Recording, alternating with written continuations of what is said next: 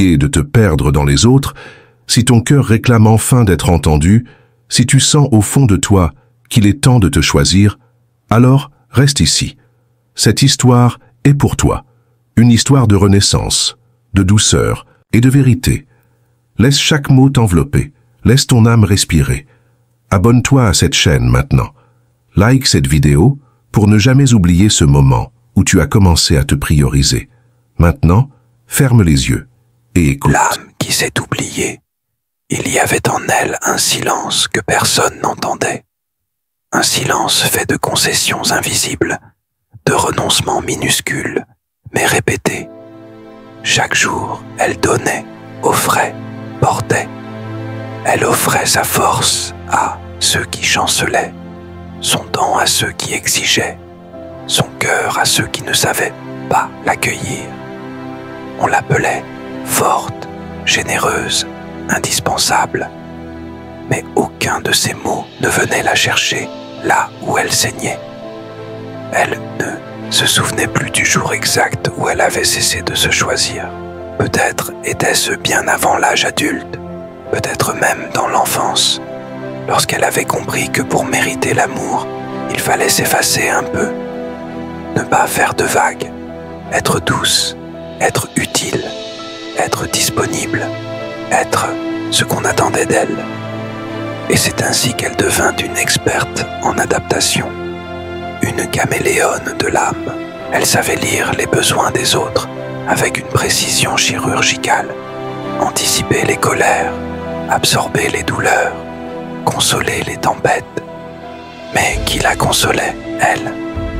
Elle avait une vie parfaite en apparence, un travail stable, des amis, une famille, un compagnon. Mais dans le silence des soirs, quand les lumières s'éteignaient et que les masques tombaient, elle se retrouvait seule avec une sensation d'étrangeté, comme si elle vivait dans une maison sans toit, dans une peau qui n'était plus tout à fait la sienne. Elle regardait souvent son reflet sans se reconnaître. Il y avait dans ses yeux une fatigue ancienne, comme une âme usée d'avoir trop attendu. Elle ne savait plus ce qu'elle aimait vraiment. Ses rêves étaient devenus les rêves des autres, ses désirs, des devoirs déguisés. Elle se réveillait chaque matin avec une boule dans la gorge et ce mot qu'elle n'osait pas penser, vide. Elle avait peur d'être égoïste, peur de décevoir, peur d'être abandonnée si elle cessait de donner. Alors elle continuait, elle souriait, elle disait oui, elle disait ça va, quand tout criait non. Mais au fond d'elle, quelque chose commençait à craquer. Ce n'était pas un cri, ce n'était pas un orage, c'était un infime frémissement, une voix lointaine, une sensation fugace. Et si je m'étais oublié? Les premiers signes sont venus en silence. Une fatigue persistante, des insomnies, des larmes sans raison, puis des absences, une sorte de détachement, comme si elle assistait à sa propre vie sans y participer. Un jour, alors qu'elle regardait la pluie couler sur la vitre de son salon, une pensée la traversa, brutale dans sa clarté. Je ne sais plus qui je suis. Ce fut une morsure douce et violente, le début de la fin, ou peut-être le début de quelque chose d'autre. Elle commença à écrire des mots simples, des sensations, des souvenirs. Elle écrivit pour ne pas sombrer, pour poser des questions que personne ne lui posait. Qu'est-ce que j'aime vraiment? Qu'est-ce que je veux? Qui suis-je quand je ne donne rien à personne? Ces mots étaient maladroits, incomplets, mais ils avaient un goût de vérité. Elle les relisait avec une étrange émotion, comme si une partie oubliée d'elle-même tentait de revenir à la surface. Et plus elle écrivait, plus le manque devenait évident. Ce n'était pas un manque d'amour extérieur, c'était un manque de soi. Puis vinrent les souvenirs.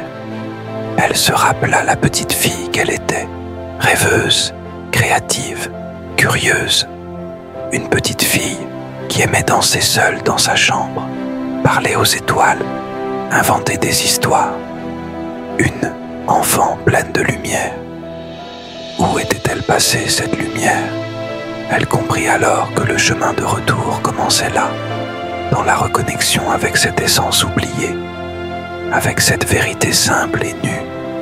Je mérite de me choisir, mais avant d'oser se prioriser, elle devait traverser l'épaisseur de ses blessures, nommer ce qu'elle avait fui, regarder en face la dépendance affective, la peur du rejet, la croyance qu'aimer l'autre signifiait s'abandonner soi-même. Et cela lui faisait peur, parce qu'on ne désapprend pas en un jour ce qu'on a appris toute une vie. On ne se priorise pas sans trembler quand on a été formaté pour s'effacer. Mais cette fois, quelque chose en elle résistait. Une lueur, une pulsation, un souffle. Elle n'était pas encore prête à tout changer, pas encore. Mais elle avait fait le premier pas, ouvrir les yeux. Et une fois qu'on voit, on ne peut plus ignorer. C'est dans ce silence-là, le sien, qu'elle entendit enfin une voix douce, mais ferme, lui murmurer « Tu as le droit de te choisir ». Et dans ce simple murmure, il y avait une promesse, celle d'un chemin, d'un retour, d'une guérison qui attendait seulement une chose pour couler, que l'on ouvre la porte. Le cri que personne n'entendait, c'est lorsqu'elle ouvrit cette première porte, timide mais sincère, que le monde sembla répondre avec une brutalité étrange. Un matin, comme les autres en apparence, quelque chose céda. Il n'y eut pas de hurlement, pas de drame, seulement un effondrement silencieux à l'intérieur, comme une digue trop longtemps fragilisée par les courants. Elle était debout, tasse de café en main, fixant un point invisible dans la pièce. Lorsque le poids devint insupportable, elle posa la tasse, s'assit au sol et sentit ses larmes couler sans qu'elle ne puisse les retenir. Elle pleurait sans comprendre pourquoi, sans même chercher à se retenir. Ce n'était pas une émotion passagère, c'était un trop-plein, des années d'accumulation, de silence forcé, de sourires obligés, de ça va mensonger. Ce jour-là, elle comprit que quelque chose en elle était à bout. Mais le monde, lui, ne ralentit pas. Personne ne remarqua ses absences de regard, ses mains tremblantes, ses pensées perdues. Elle continua d'aller au travail, de répondre aux messages, de sourire aux voisins. Mais, à l'intérieur, elle hurlait, un cri muet, un appel que personne ne semblait entendre. Et c'est là qu'elle ressentit une solitude plus profonde, encore que toutes celles qu'elle avait connues, celle de n'être visible que dans sa fonction, jamais dans sa vérité. Elle tenta d'en parler à une amie, à son compagnon, mais les réponses furent tièdes. « Tu es trop sensible. Ça va passer, repose-toi un peu. Tu as tout pour être heureuse. » Ces phrases, censées rassurer, eurent l'effet inverse. Elles l'isolèrent davantage. Elle commença à douter d'elle-même. Était-elle folle, ingrate, dramatique? Pourquoi ce vide, alors qu'elle avait tout ce qu'il fallait en apparence? Mais au fond, elle savait, ce n'était pas sa vie qui était fausse, c'était la place qu'elle y occupait. Une nuit, incapable de dormir, elle sortit marcher. L'air était frais, les rues désertes. Sous les lampadaires, son ombre avançait avec elle, comme une présence fidèle. Elle marcha longtemps, sans but, juste pour respirer, loin de tout ce qu'elle portait. Puis, au détour d'un parc silencieux, elle s'arrêta, et là, sans prévenir, elle se mit à parler à voix haute. À Dieu, à l'univers, à elle-même. Elle dit tout, la fatigue, le doute, le manque. Elle pleura, cria, chuchota. Elle demanda « Pourquoi est-ce si dur d'exister sans se perdre? Pourquoi personne ne voit que je suis en train de tomber? Et dans cette nuit froide, au cœur de son chaos, une phrase monta en elle comme une évidence. Parce que tu ne t'es jamais autorisé à être vu tel que tu es vraiment. Ces mots résonnèrent d'un fort, brutalement, car ils étaient vrais. Elle avait passé sa vie à porter des rôles, à ajuster sa voix, à retenir ses émotions, à camoufler ses failles pour ne pas déranger.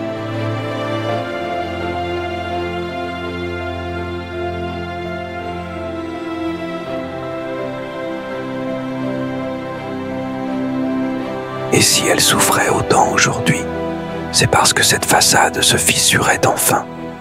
Alors elle fit quelque chose qu'elle n'avait jamais fait. Elle rentra chez elle, s'enferma dans sa chambre, s'assit face au miroir et dit doucement « Je souffre ». Puis elle ajouta « Et j'ai le droit de souffrir ». Elle se regarda longtemps.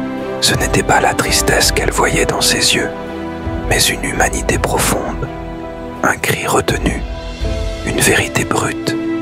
Les jours suivants furent étranges. Elle alternait entre lucidité et vertige. Parfois, elle riait sans raison. Parfois, elle s'écroulait. Elle évitait les gens. Elle arrêtait de se forcer. Elle disait non, plus souvent. Et ce non était une victoire. Mais le plus bouleversant, ce fut la sensation de se désintégrer. Comme si toutes les couches superficielles de sa personnalité tombaient une à une. Elle se sentait nue, fragile, et en même temps, libre. Elle commença à écrire plus profondément, des pages entières, sans filtre, sans chercher à être comprise. Elle écrivait pour se retrouver, pour poser des mots sur ce qui n'avait jamais été dit. Et dans l'écriture, elle découvrit un espace sacré, un sanctuaire. Là, elle n'avait pas besoin d'être parfaite, ni forte, ni sage. Elle avait juste besoin d'être vraie. Un après-midi, elle tomba sur une vieille photo d'elle, enfant. Elle tenait un ballon, riait aux éclats, les cheveux ébouriffés. Cette image la frappa. Elle se souvint de ce jour. Elle avait couru, dansé, tombé, ri encore. Elle n'avait peur de rien. Elle existait sans demander la permission. Elle posa la photo sur sa table de chevet. Chaque matin, elle la regardait. Et chaque matin, elle se promettait une chose. Je vais la retrouver. Ce fut le début d'un pacte silencieux, sacré. Elle allait s'accueillir, même dans ses parts brisées. Elle allait arrêter de se fuir. Elle allait se prioriser, non pas comme un acte de rébellion, mais comme un acte d'amour. Et plus elle avançait dans cette voie, plus elle comprenait que la guérison ne vient pas des autres. Elle vient du jour où l'on ose se regarder en face, où l'on ose tout poser, où l'on cesse de se trahir pour appartenir. Le premier oui à soi-même. Ce matin-là, il n'y eut pas de tambour ni de grands gestes. Elle ouvrit les yeux et, pour la première fois depuis longtemps, ne sauta pas immédiatement du lit pour répondre à quelque obligation extérieure. Elle resta là quelques minutes à écouter le silence, son propre silence. Et au lieu de se lever par réflexe, elle murmura « Non ». Elle ne le dit à personne en particulier. Ce n'était pas un refus à un appel ou à une demande. C'était un non intérieur, un refus de se précipiter, un refus de s'oublier, un refus de recommencer le cycle sans se poser la question la plus simple. De quoi ai-je besoin aujourd'hui? Et la réponse fut douce, timide, presque timorée. J'ai besoin de moi. Ce fut une révélation, presque un choc. Combien de jours, de semaines, d'années s'étaient écoulés sans qu'elle se demande ce dont elle avait besoin. Elle s'était rendue experte à répondre aux attentes des autres. Elle savait deviner les humeurs, anticiper les demandes, satisfaire les non-dits. Mais, face à elle-même, elle était étrangère. Alors, ce matin-là, elle ne se leva pas pour servir. Elle se leva pour se rencontrer. Elle prépara un café, lentement. Elle mit de la musique douce. Elle s'assit au bord de la fenêtre, les jambes croisées, un cahier sur les genoux, et là, elle écrivit « Aujourd'hui, je me choisis ». Et sans s'en rendre compte, elle venait de prononcer son tout premier « oui » à elle-même. Ce « oui », bien que silencieux, enclencha une révolution. C'était un feu doux, une braise qui réchauffait ses entrailles, une tendresse longtemps oubliée. Elle comprit que se prioriser ne signifiait pas rejeter les autres. Ce n'était pas devenir égoïste, ni froide, ni fermée. C'était simplement rentrer chez soi. Elle commença à observer le monde différemment. Chaque demande extérieure passait désormais à travers un filtre intérieur. Est-ce que cela me respecte? Est-ce que cela m'honore? Et plus elle écoutait cette voix en elle, plus elle reprenait sa place. Les premières fois furent maladroites. Elle dit non à une amie qui voulait la voir alors qu'elle était épuisée. Elle déclina un appel au travail un samedi matin. Elle refusa de sourire par politesse alors qu'elle n'en avait pas la force. Et chaque petit non était suivi d'une vague de culpabilité. La vieille voix revenait. Tu es méchante, tu déçois, tu n'es plus celle qu'on aimait. Mais quelque chose en elle résistait. Une nouvelle voix, plus calme, plus sage, murmurait. Tu n'es pas venu ici pour te perdre dans les attentes des autres. Tu es venu pour te révéler. Ce fut un apprentissage quotidien. Parfois, elle retombait dans ses anciens schémas. Elle disait oui machinalement, puis le regrettait. Elle acceptait trop, puis se sentait vidée. Mais au lieu de se juger, elle commença à s'observer avec compassion. Elle apprit à s'écouter comme on écoute une amie très chère, avec patience, avec douceur, sans précipitation. Elle découvrit aussi le pouvoir du vide.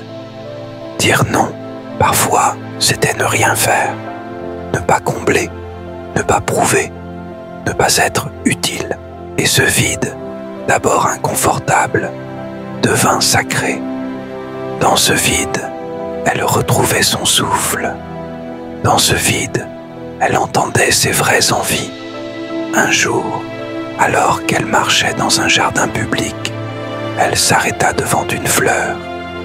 Une simple fleur blanche, fragile, vibrant au vent. Et elle eut cette pensée étrange. Cette fleur ne demande pas la permission pour exister. Elle ne se plie pas aux attentes. Elle pousse. Elle est. Elle offre sa beauté sans s'épuiser à convaincre. Et là, une évidence la traversa. Je suis une fleur que j'ai oublié d'arroser. Alors elle se mit à créer des rituels, de petits gestes pour elle. Allumer une bougie avant d'écrire. Danser seule dans son salon, dire merci à son corps en se regardant dans le miroir, écouter le silence, s'accorder du temps pour ne rien faire, lire des poèmes, respirer avec intention. Chaque geste devenait une offrande, un retour à elle. Elle apprit aussi à poser des limites, à dire « Je comprends que tu aies besoin de moi. » Mais je dois me respecter d'abord. Et à sa grande surprise, le monde ne s'effondra pas. Ceux qui l'aimaient vraiment restèrent, et ceux qui ne l'aimaient que dans son abandon partirent d'eux-mêmes. Elle se sentit plus légère, plus alignée, plus entière. Et c'est là qu'elle comprit le vrai secret. Quand on commence à se dire « oui », tout l'univers s'ajuste. Elle reçut des invitations inattendues. Elle rencontra de nouvelles personnes. Elle se sentit vue sans avoir à se justifier. Parce qu'en se choisissant, elle envoyait un signal au monde. Voici qui je suis. Voici ce que je vaux. voici ce que je ne négocierai plus. Et dans ce oui quotidien à elle-même, une guérison profonde commença à émerger. Ce n'était pas une guérison spectaculaire, c'était une guérison discrète, mais réelle. Une paix qui s'installait dans son ventre, une joie simple qui revenait dans ses gestes. Elle commença à rêver à nouveau, non pas à travers les autres, mais par elle-même. Elle fit des projets. Elle osa parler plus fort. Elle ne baissait plus les yeux. Elle reprenait racine. Et plus elle s'enracinait, plus elle se sentait libre. L'épreuve sacrée, elle, ne s'y attendait pas. Comme souvent, les grandes secousses arrivent dans le calme. Elle avait l'impression d'avoir trouvé un équilibre fragile, mais précieux. Elle respirait mieux. Son regard était plus clair, son cœur moins lourd. Mais c'est justement à cet instant, quand l'âme commence à s'ouvrir, que la vie envoie ses plus profonds enseignements. Un message, un appel, un mot, et tout bascula. Ce n'était pas la première fois qu'elle se sentait bouleversée. Mais cette fois, c'était différent, plus intime, plus profond. Cela ne venait pas de l'extérieur, mais de l'intérieur. Quelque chose s'était fissuré. C'était une nouvelle fracture, oui, mais aussi une invitation. Un événement imprévu, douloureux, inattendu, qui la força à se regarder en face, à nouveau. Il ne s'agissait pas d'un drame spectaculaire, c'était subtil. Quelqu'un qui quittait sa vie, une promesse non tenue, une confiance trahie. Et ce qu'elle ressentit n'était pas seulement de la tristesse, c'était cette sensation familière d'abandon, de rejet, de ne pas être assez. Un écho ancien, une blessure d'enfance qui ressurgissait sans prévenir. Elle pensait avoir guéri, elle pensait être forte, mais cette douleur vint l'accueillir dans un recoin encore fragile de son être. Elle retourna s'asseoir devant le miroir. Les larmes coulaient sans effort. Mais cette fois, elle ne se fuyait pas. Elle ne cherchait pas à comprendre, à analyser. Elle restait là, présente, au cœur de la tempête. Et dans ce silence chargé, une phrase surgit en elle, comme un chuchotement divin. Vas-tu encore t'abandonner, maintenant que la douleur revient? Elle ferma les yeux. Elle sentit la question vibrer dans tout son corps. Elle connaissait ce chemin, ce vieux réflexe de se replier, de se faire petite, de dire « ce n'est rien », de se taire. Mais elle n'était plus cette femme-là. Elle n'était plus l'ombre d'elle-même. Alors elle prit une respiration lente et répondit intérieurement « Non, cette fois, je reste. Avec moi, l'épreuve ne disparut pas. Les jours suivants furent lourds. Les pensées s'emballaient.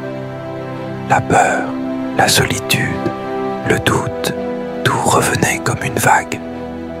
Mais chaque fois qu'elle sentait l'ancien soi vouloir reprendre le dessus, elle posait sa main sur son cœur et répétait « Je suis ici, je ne m'abandonnerai pas ». Et cette simple phrase devenait son ancrage, sa prière, son bouclier. Un soir, elle relut une page de son journal. C'est facile de s'aimer quand tout va bien, mais la vraie guérison commence quand tu continues de choisir même quand tu as l'impression de tout perdre.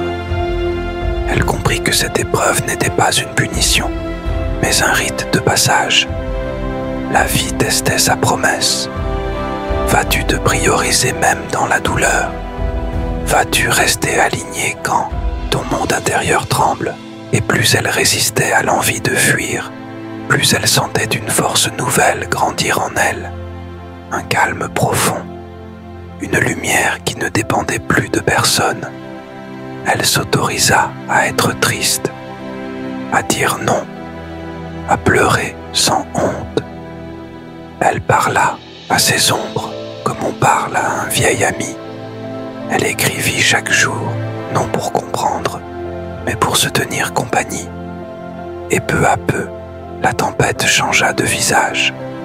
Ce qui hier lui semblait être une perte devint un miroir.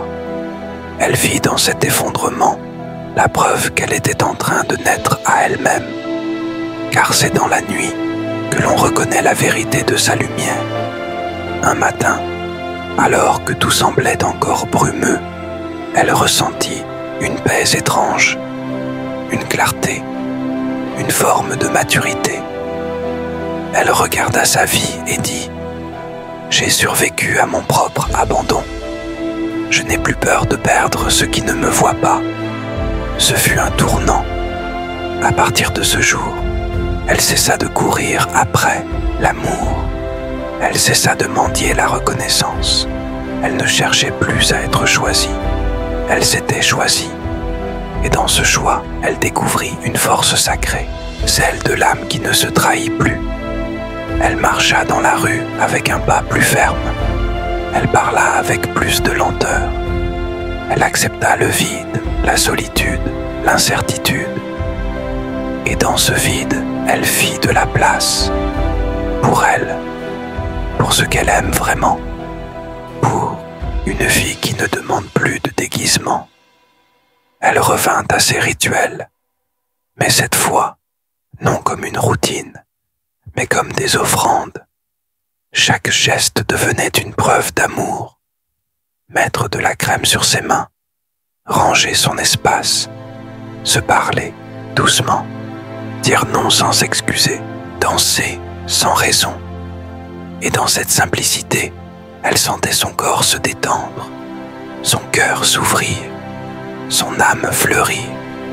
Elle n'était plus la même. L'épreuve ne l'avait pas détruite. Elle l'avait transformée. Elle n'était plus une femme qui cherchait à guérir. Elle était une femme qui s'était rencontrée au cœur de sa douleur et qui avait choisi de rester debout, les yeux ouverts. La paix de marcher nue, elle se tenait là, devant le miroir. Son reflet n'avait rien de spectaculaire, pas de maquillage, pas d'artifice, juste elle, nue, pas seulement dans son corps, mais dans son être. Et pour la première fois, ce qu'elle vit ne la fit pas détourner le regard. Il n'y avait plus rien à cacher, plus rien à prouver. Elle se tenait entière, vulnérable, mais inébranlable. Elle se sourit, un sourire vrai, calme, sans euphorie mais rempli d'une tendresse profonde. Car elle savait, elle avait traversé ses ombres, elle avait écouté ses blessures, elle avait tenu bon là où l'ancienne version d'elle-même se serait effondrée. Et maintenant, elle se reconnaissait. La paix ne vient pas toujours avec les fanfares. Parfois, elle entre en nous comme un soupir, un relâchement, une respiration sans tension. Elle sentait cette paix dans son dos, dans sa nuque, dans sa poitrine. Une chaleur discrète mais constante. Une absence de guerre intérieure. Elle n'avait plus besoin de tout comprendre. Elle n'avait plus besoin de tout contrôler.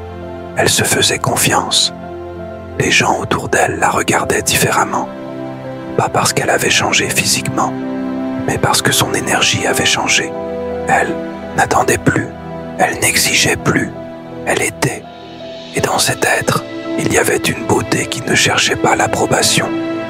Un magnétisme silencieux, comme ces fleurs sauvages qui poussent dans les fissures du béton et que personne n'ose déraciner. Elle recommença sa vivre, mais avec un rythme nouveau. Elle ne se pressait plus, elle écoutait son corps. Elle disait oui quand cela vibrait juste et non sans justification. Elle mangeait lentement, elle marchait avec présence. Elle riait sans retenue. Elle pleurait sans honte, et chaque émotion devenait une offrande, non plus un combat, mais un message. Elle ne se jugeait plus, elle s'accueillait. Un jour, elle entra dans une pièce pleine d'étrangers. Avant, elle aurait regardé autour d'elle pour savoir si elle était assez belle, assez intéressante, assez aimable. Mais ce jour-là, elle entra pleine d'elle-même, pas arrogante, pas distante, juste pleine. Elle n'attendait rien, elle offrait sa présence, et c'était suffisant. Elle s'installa à une table, elle observa les autres parler, rire, échanger, et au lieu de chercher à être choisie, elle choisissait. Est-ce que je me sens en paix ici? Est-ce que je me sens vue? Est-ce que cela nourrit ma lumière? Et si ce n'était pas le cas, elle se levait, doucement, et elle partait, non pas par fuite, mais par fidélité à elle-même. Elle comprit que la vraie guérison n'est pas un sommet à atteindre, c'est un espace intérieur, un sanctuaire, un lieu où l'on peut revenir, quoi qu'il arrive, où l'on est libre, même quand tout semble fermé à l'extérieur. C'est la capacité de marcher nu, sans masque, sans armure, et de se sentir en sécurité dans sa propre peau. Elle apprit à célébrer ses petites victoires, se lever sans se juger, dire non sans trembler, rire seule sans se sentir folle, écrire sans vouloir être lu, aimer sans se perdre. Chaque geste devenait sacré. Elle reconnecta avec sa spiritualité, non pas à travers des dogmes, mais dans la simplicité du souffle. Elle méditait, elle priait, elle parlait à l'univers comme à un vieil ami. Merci pour cette douleur, elle m'a montré mon seuil. Merci pour cette solitude, elle m'a rendue entière. Merci pour cette attente, elle m'a appris la patience divine. Elle n'était plus une version d'elle-même façonnée par la peur. Elle était la femme née de l'intérieur, forte sans dureté, tendre sans fragilité, libre sans orgueil. Et dans cette liberté, elle devint magnétique, pas parce qu'elle cherchait à attirer, mais parce qu'elle rayonnait. Les anciennes blessures ne disparurent pas, mais elles ne la définissaient plus. Elle faisait partie de l'histoire, mais non de l'identité. Elle ne disait plus « je suis brisée », elle disait « je suis devenue plus vraie en traversant mes fractures ». Elle s'assit un soir sous un ciel étoilé. Le vent soufflait doucement, et elle sentit en elle cette phrase éclore « je suis enfin chez moi, en moi ». Et c'était tout ce qu'elle avait toujours cherché. Plus besoin de courir, plus besoin de conquérir. Elle avait compris le secret. Quand tu te priorises, la guérison émotionnelle coule sans barrière. Non, pas comme un miracle, mais comme un fleuve naturel. Un fleuve qui avait toujours été là, sous la surface. Il fallait juste oser s'écouter, oser s'aimer, oser se choisir. Et maintenant, elle pouvait marcher, nue, point libre, en paix, et chaque pas devenait une prière silencieuse, adressée à toutes celles qui cherchent encore. Tu n'as pas besoin de devenir quelqu'un d'autre, tu as seulement besoin de revenir à toi.